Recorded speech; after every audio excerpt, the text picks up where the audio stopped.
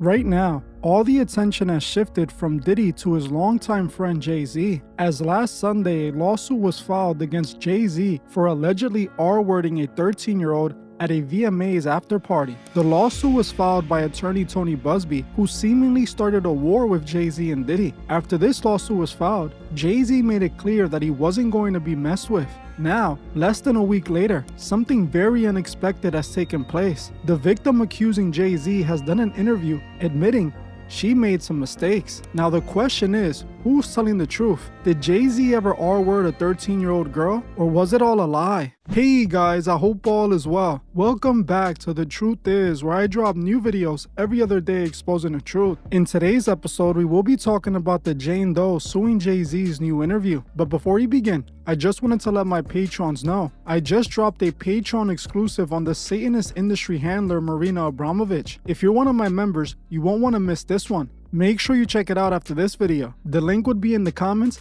and in the description. Thank you all. Now, let's get right into it.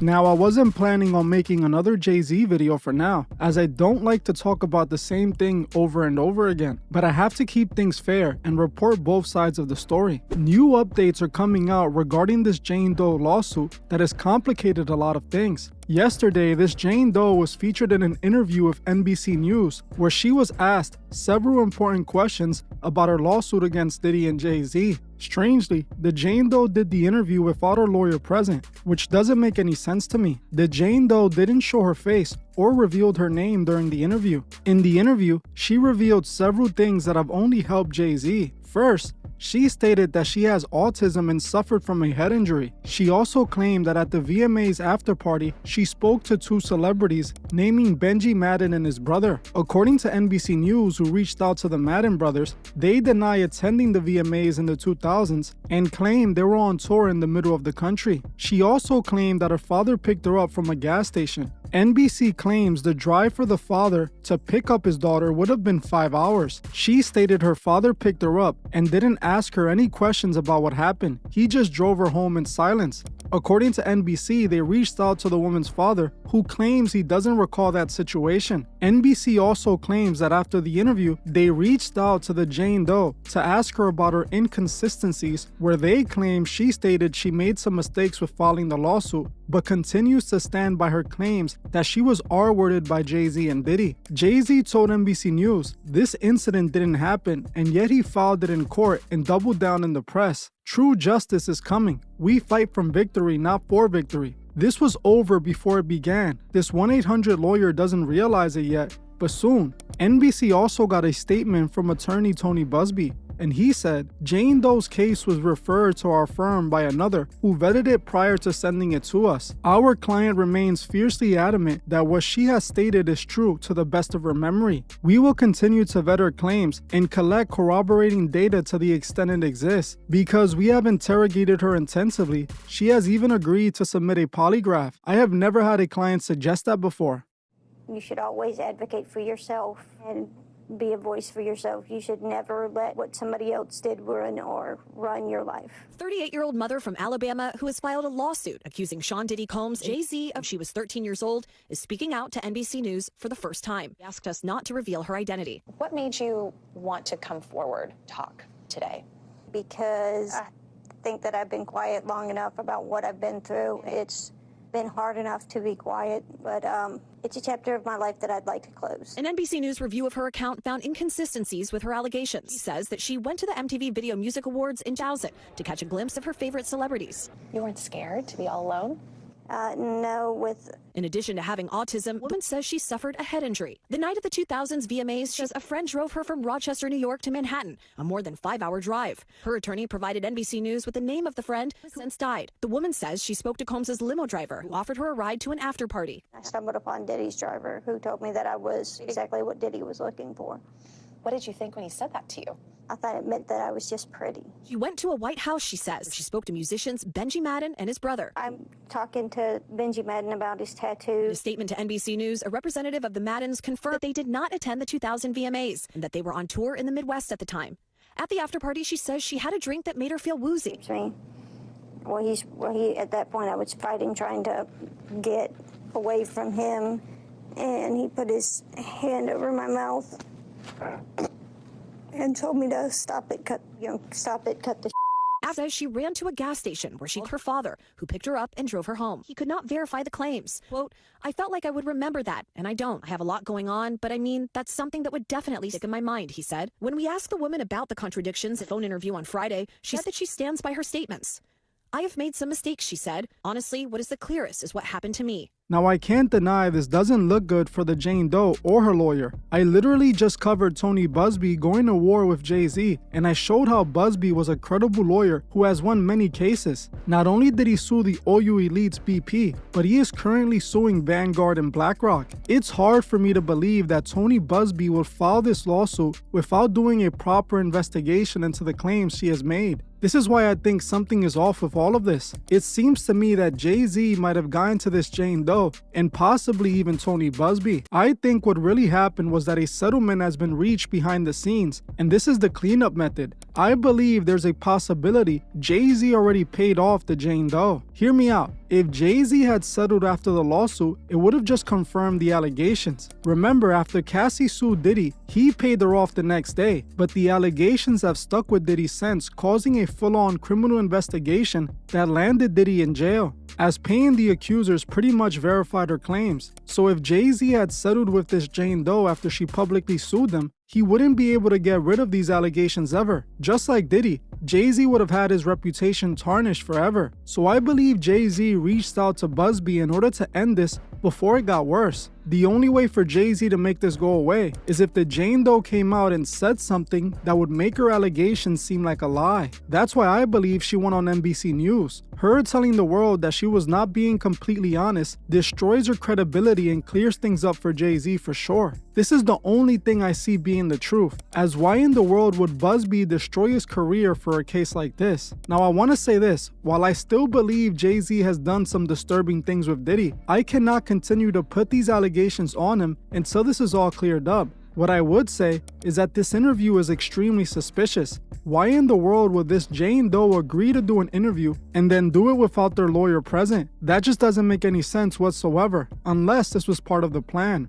Normally, when a person suing someone goes to the press to do an interview, they are accompanied by their lawyer. For whatever reason, this Jane Doe wasn't. It also doesn't make sense that she has been trying to keep her identity hidden, but then agrees to go on one of the biggest news companies in the world to do an interview. It's not making sense. And you can tell by the interview that NBC was going into this interview trying to disprove and discredit the Jane Doe. They strategically edited the video and spoke for the woman, giving statements on her behalf instead of letting her just say it out of her own mouth. This is obviously strategic, and they did it to push their narrative. I don't trust NBC News at all, and we all know all the elites are connected, and the elites definitely own NBC. On top of this, the way Buzbee was going at Jay-Z, I refuse to believe this is what he had against him. Something is seriously not adding up here. Buzbee wouldn't put his entire career in jeopardy with such a weak lawsuit. I'm telling you, something is definitely off with all of this. It seems like a deal happened behind the scenes, and possibly Jay-Z is paying off the victims to clean this all up. This interview clearly seems like it was done to help Jay-Z, as it only makes him look innocent. The thing is, Jay-Z hasn't been behaving innocently. His response to this lawsuit from the beginning was suspicious. He was deflecting and attacking all signs of someone who was lying and guilty, in my opinion. If Jay-Z knew this was all nonsense, his response would have been less aggressive. His response screamed guilty all over it. Now, to see this Jane Doe show up to NBC News for an interview and basically destroy her credibility, I'm not buying it. Why would Jay-Z hire private investigators to find dirt on Buzbee and the Jane Doe? If he was innocent, all he would have had to do was take it to court and let the evidence speak for itself. The way that Jay-Z was acting just doesn't make any sense. Now, like I reported in my last video, it appears that Tony is representing at least one other client suing Jay-Z. According to academics, there are several other victims suing Jay-Z as well. This is why Jay-Z, so from what I heard, there's been like 4 or 5, like chicks claiming Jay-Z did whatever. They're like, yo, pay us money, right? And I do think if it was one that maybe he was like, you know what? I don't want her to come out and start doing interviews. Let me just pay this one girl off. Maybe he would. He was like, yo, I'm not admitting to nothing. I'm just going to pay you off because you feel hurt. But there's a lot of them. And what happens is when you're Jay-Z status, 4 or 5 bring 40 to 50 more. You got a hotline for Diddy. Imagine the Jigga hotline. It ain't gonna be 1-900 hustler, it's gonna be 1-900 payday. If we see none of these lawsuits coming out in the next few days, then we know for sure that Jay most likely paid all these people off behind the scenes to stop the allegations from hitting the media. One thing I will say is that I believe Jay-Z is guilty of being with underage girls. Remember his alleged relationship with Foxy Brown, him meeting Beyonce at 16, his alleged relationship with Rihanna when she was 17, and his alleged hidden child he had with a 16-year-old woman. Also recently, the claims that Larry Johnson made about Beyonce. According to the former NFL player Larry Johnson, who was signed to Roc Nation at one point, he was at a Roc Nation party where underage girls were allegedly in attendance. Supposed to do this rap party for this photo shoot. We rented this house and we were watching LeBron play. And after the game, it had to be like 10 or 11 o'clock. So we getting ready to party. Mind you, it's all adults. There was a 13-year-old or a 14-year-old teenage Latin girl that was there. I think she had to leave because she had school and she had to do homework, but she brought her mother with her. So it was no funny business going on. I can respect that. So when 11 o'clock hit, we turned on the music, we started drinking, and then out of nowhere came these young children. I don't know where they came from. For a rap party at 11 o'clock at night, drinking, loud music, and us dancing wild. Like, I don't know where these kids came from. And then I happened to sit down because I was dancing with one of the assistants. And I sat next to this child, and the child sat next to Beyonce. So I hear B say something about, doesn't this look sexy? Or isn't this sexy? And in my mind, and mind you, I'm not awakened as I'm awakened now. So in my mind, I'm like, what did she just say? And then I didn't pay no attention to it. And then, obviously the liquor took hold of me and I had to leave. So I said bye to everybody and left. But those kids remained. I don't know if those kids were from the photo shoot themselves, but the fact that these kids came around adults during drinking hours or partying hours was already alarming to me. So when I hear something like this happens, I can't really discount it and say, oh, he could never do this, because I'm hearing stories. I've seen it with my own eyes and I've been in situations. As you heard for yourself, Larry Johnson claims he saw underage people with his own eyes at a Roc Nation party. I believe Larry Johnson because he's one of the few people in Hollywood who exposes the truth about the industry. He's not scared to call out the Freemasons for running the industry, so that's one of the reasons I believe him. Like I said, all of this is rather suspicious. To me, the way Jay-Z behaves still makes him look guilty. Now, in my opinion, I believe these victims were paid off in silence, and there's a big chance this is all gonna go away for Jay-Z. Remember what Dee said in the first video I did covering the Jay-Z lawsuit? She stated that Jay-Z wouldn't go down like Diddy for this because the elite are protecting him. She was right. The media is on Jay-Z's side. The NFL even defended Jay-Z. It's clear that he's being protected and they will not let him go down. I'm gonna keep my eyes on this situation and provide you guys with the necessary updates. I wanna know what you guys think below. Like I said, I feel like Jay-Z has settled this all behind the scenes, and now this is all being cleaned up. We all know NBC is owned by the same elite that own the NFL. They're going to protect their puppets. Well, I'm gonna end this one here. I want to thank you all for watching, and I'll see you guys in the next one.